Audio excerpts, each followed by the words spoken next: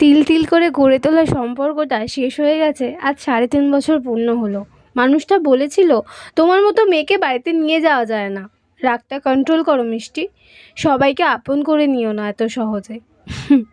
পারিনি, কোনো শর্ত ছাড়াই সবাইকে ভালোবাসা দেবার চেষ্টা করেছি।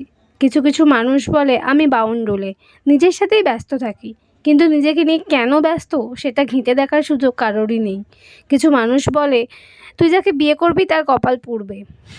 আমার অন্যায় আমি লাগাম ছাড়া, নিজেকে প্রচণ্ড ভালোবাসি, অন্যায়ের প্রতিবাদ করতে জানি। আর এই অধিকার আমাকে আমার মা বাবা দিয়েছে, তাই নিজের মা বাবার কথা না শুনে থাকতে পারি না। হ্যাঁ, আমি এরকমই, আর আমি এরকমই ভালো আছি। যে ভদ্র গরিব মানুষ, আমার কাছে ক্যামেরা কোনোদিন ছিল। এই যে ছেলেটা এসছে, এই ছেলেটাকে আমি শেখাবো কিভাবে ছবি তুলতে হয়। না, কিভাবে ছবি তুলতে হয় সেটাই শেখাবো। মেয়ে তুলতে তো আর শেখাতে পারলাম না, তাই ছবি তোলাটাই শেখাই। হ্যাঁ রে, কি কাজটা করেছিস তুই? আমি কিছুই ক্যাজরা করি না। অ্যাকচুয়ালি ব্যাপারটা হচ্ছে ও যতগুলো গার্লফ্রেন্ড পাঠায় সবাইকে আমি কাটি করে দিই। ওই আমি একজনকেও কাটি করে দিই বল। অফিস বাড়ি সব একার হাতে সামলেছি, তারপরে নিজেকেও সময় দিয়েছি। ব্রেকআপের পর অনেকেই নিজের বেস্ট ফ্রেন্ডের কাঁধে মাথা রেখে বা অনেকেই তার বন্ধু বা ফ্যামিলির কাঁধে মাথা রেখে কাঁদে, বাট না, আমি নিজেকে শক্ত করে নিজেই নিজের পাশে দাঁড়িয়েছি।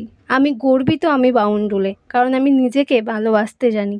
আর যে মানুষ নিজেকে ভালোবাসতে জানে সেই মানুষই একমাত্র পারে অন্য মানুষকে ভালোবাসতে, নির্দ্বিধায় নির্ভাবনায়, কোনো কিছু চাহিদার বদলেই সে ভালোবাসতে জানে। আর আমি সেরকমই একটা মানুষ। আর আমি নিজের চরিত্র কখনোই কারোর জন্য বদলাবো না, কারণ আমি যেরকম আছি সেরকমই খুব ভালো আছি। মানুষকে বেপরোয়া করে দেয় সমাজ আর পরিস্থিতি, আমাকেও করে দিয়েছে, আর তার জন্য আমি ভীষণ ভীষণ খুশি। Thank you so much.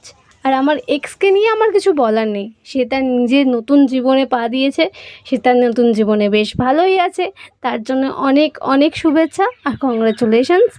আমিও ভালো আছি। লাভ লাভ, দেখা হচ্ছে নতুন কোনো ভিডিওতে।